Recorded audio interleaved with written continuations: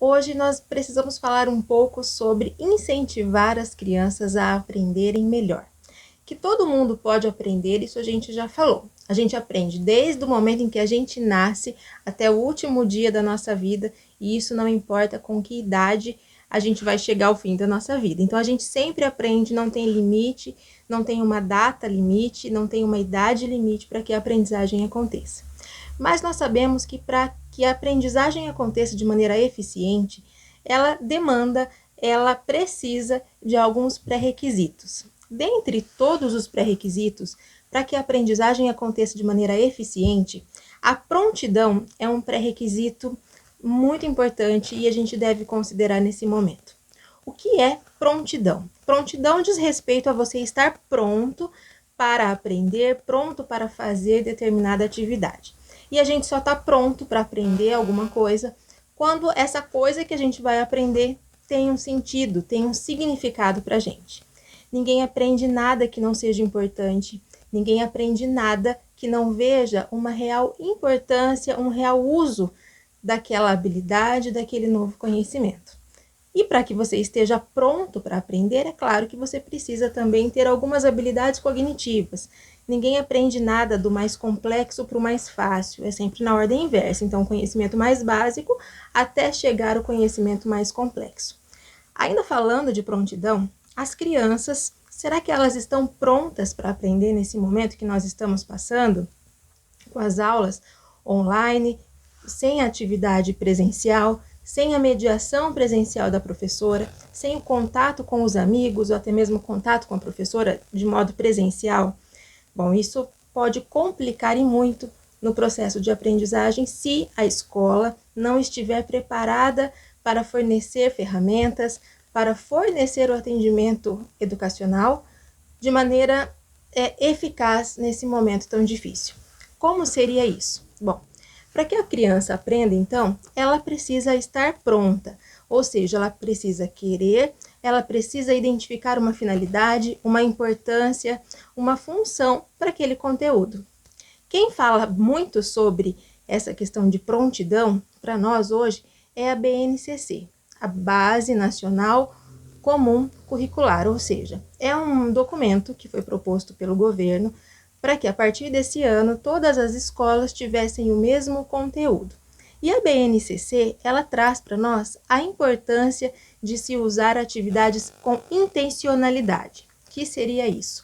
Bom, uma atividade, por ser dada de qualquer maneira, não instigaria a criança a querer realizar aquela atividade, consequentemente dificultaria o processo de aprendizagem. Sabe aquela atividade? Responda. Diante do texto, responda, ou se não, resolva as operações. Essas atividades, elas não instigam a criatividade, elas não instigam o fato da criança querer saber mais sobre aquele conceito. No entanto, se a gente utiliza da intencionalidade, ou seja, se a gente pega um conhecimento prévio da criança e a partir desse conhecimento que ela já tem sobre o mundo, que ela já tem sobre determinado conteúdo, a gente puxa outros conteúdos, outros assuntos, essa aprendizagem ela passa a ser intencional, ou seja, a criança ela começa a se interessar por aquele conteúdo, ela começa a se interessar por aquela nova habilidade, aquele novo conhecimento, porque ela já ouviu falar sobre aquilo, porque isso interessa a essa criança. Então, nas atividades remotas, se a escola não está fazendo dessa maneira, né, se ela não está provocando a criatividade das crianças, se ela não está provocando a curiosidade das crianças, se as crianças estão um pouco desanimadas com esses conteúdos, aí a família precisa entrar em ação. De que maneira? Possibilitando que a criança fique curiosa sobre determinado assunto, possibilitando que essa criança queira aprender um pouco mais sobre isso. E a BNCC, ela fala ainda sobre outra coisa interessante, que nós, professores, deveríamos instigar uma disciplina, mas fazendo links com outras disciplinas. Então, por exemplo, a criança tem uma família, a família tem uma série de membros. Vamos, por exemplo, falar sobre a árvore genealógica. Nesse conteúdo, eu posso trabalhar matemática, eu posso trabalhar português, instigando a criança a escrever sobre a família, a escrever características sobre determinados membros, a escrever coisas relacionadas aos gostos de cada um da família. Então, eu posso explorar de muitas maneiras. Posso explorar, como eu disse, matemática, português, posso falar sobre ciências, posso, quando eu puxo dessa árvore genealógica, a questão das plantas, por exemplo, que pode ser que não seja um assunto relacionado, mas de alguma maneira vai fazer um pouco mais de sentido na cabecinha da criança. Então, uma atividade intencional é aquela atividade que instiga, é aquela atividade que faz com que a criança pense sobre aquele assunto, é aquela atividade que faz com que a criança queira estar naquele momento resolvendo a atividade, mas não só resolver por resolver.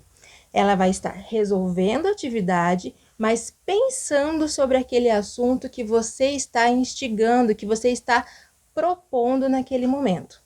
Então, quando a gente fala de uma atividade intencional, nós estamos falando da possibilidade de construir mais conexões nervosas no cérebro dessa criança, ou seja, nós estaremos desenvolvendo questões cognitivas importantes.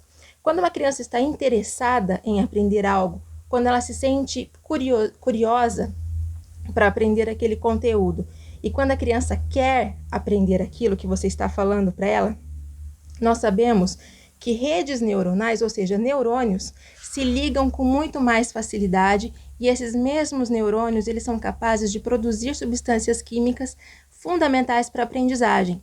Quando essas substâncias são produzidas, consequentemente, nós conseguimos prestar mais atenção. Consequentemente, nós ativamos áreas do nosso cérebro diferente que fazem com que a memória de longo prazo, ou seja, aquela memória que a gente guarda coisas mais importantes, fique ativada. Consequentemente, a aprendizagem ela se torna muito melhor. A criança ela vai ter mais chance de guardar aquele conteúdo que fez sentido, que fez com que ela pensasse sobre aquilo, que fez com que ela se lembrasse de coisas que ela já aprendeu, que fez com que ela relacionasse o conteúdo novo com conteúdos anteriores. Isso faz com que a memória seja utilizada de uma maneira muito mais efetiva. Consequentemente, o cérebro da criança também será muito melhor utilizado. E se o cérebro é melhor utilizado, quer dizer que ele fica muito mais desenvolvido.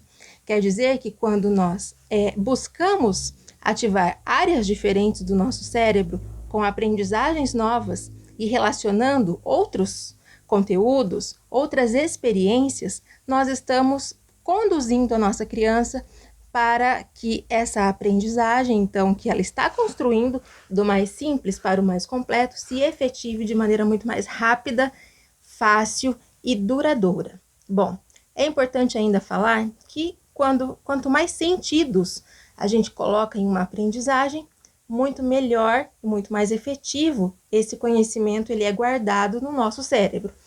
O que seria isso?